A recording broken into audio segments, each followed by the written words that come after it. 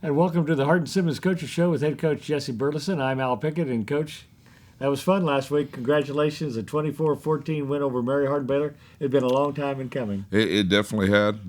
I felt like I was about 400 pounds lighter. Got a big old monkey off my back, and I was really proud of our guys and the way that they played. And definitely wasn't surprised, but was very pleased with the outcome. You know, sometimes you can see momentum shift, and sometimes you can't. When you, Jamarcus Wilson, forced the fumble on the muff punt and you recovered the 2-yard line right at the start of the third quarter, that seemed to shift all the momentum your way, and you kept it the whole second half. It definitely did. Jay Will made a huge play on that, and whenever you see it, it was just everybody talks about a bang play, how quickly it happened. That was legit. I mean, it was as fast of a ball touching a returner and us hitting a returner right after that thing and popping that thing loose, and then. My man Bedford recovering that thing on the 2-yard line and then punching it in a couple plays later. That was a big, huge series of plays for us. Let's talk about the defense. First of all, you had Matt Mitchell and Cade Mickna back after they've been out with, of course, Matt with the appendectomy and the injury with Mickna. They both had 12 tackles, several pass breakups, sacks. Having those two seniors back, they were tremendous. Yeah, that was a drastic difference there to have those two guys back, and they just made plays all over the place. And whenever you say that, you say, okay, well, what were the difference makers in the game? I mean, they just made play after play after play. It wasn't like it was one or two big ones. I mean, it was a series of huge plays. I mean, with I think Cade had 2 sacks, and I don't know how many times he affected the quarterback on different things, and then Matt just being able to get guys in the right position and be able to make adjustments as the game went on. It was just, it was a huge boost for us there, and those guys just continued to be the leaders of that unit and just make plays all over the place. Well, Cade was named the conference defensive player of the week, and Matt was named to the D3Football.com team of the week on defense. So great honor for both of them. And another player, another captain, Cody Harrell. What a difference a punter makes, but boy, he just kept Mary Hardin-Baylor pinned back the entire second half. Cody's a stud. I've been saying it for a long time. I think he's the best one in the nation. If there's a better one, I want to know who it is. I mean, it may not be if you look at the actual numbers, but if you look at consistency and doing his job and doing the things that he needs to do, he's as good as I've ever seen. And just like I said, make plays. He makes plays. And people don't say, well, the punter, punting one down there and pinning somebody on their own end or doing different things like that. That's not a huge difference in the game, but it's a drastic. When you look at the stats and you say, how do you flip the field? How do you maintain field position and do those things? He's a huge weapon for us. Seemed like the second half, every time they had to drive 80 or 90 yards, you really pinned him back with his punting. We did, and Cody calls himself the fourth down quarterback, and he was precise as a quarterback would be in that situation, and definitely did a great job.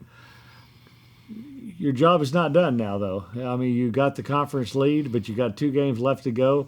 And still, I know part of your goals is you still have to win out. Absolutely. I mean, there is no other alternative. I mean, if you look at where we are and what we want to accomplish, those goals are still there, but we have to go make it happen. And this week is a huge part of that. And our guys understand that. I mean, yes, we enjoyed the win, and 24-hour rule was still in effect, even though it was a big win. We have to turn the page and be on to Austin College because they're a very good football team, well coached, got good players. So we definitely have already turned the page. We've been on to that one, and the preparation process has started, and we're hammering down on that, making sure that we're ready to go this week. Austin College struggled 1-7, I think, the record-wise, but they've played people. Seem like for a close half, they just have trouble getting a complete game in. Yeah, and I'll be honest, I didn't even, when you said the record, I haven't even looked at the record. I've just been watching the film. I haven't really looked at the stats at all, so I don't know what they're necessarily averaging offensively, defensively. I just look at the film and look at what they're able to accomplish, and they got good players. I mean, they've got a lot of guys on defense that have played for a long time. I think they've kind of shifted some focus. Last year offensively they were an option team. This year they're running more some spread tendency stuff, and so they've got a good plan in place. They just maybe have had a few unfortunate breaks throughout the year. Do you preach about the fact that don't have the carryover, no hangover from the big win over Mary Hardin-Baylor?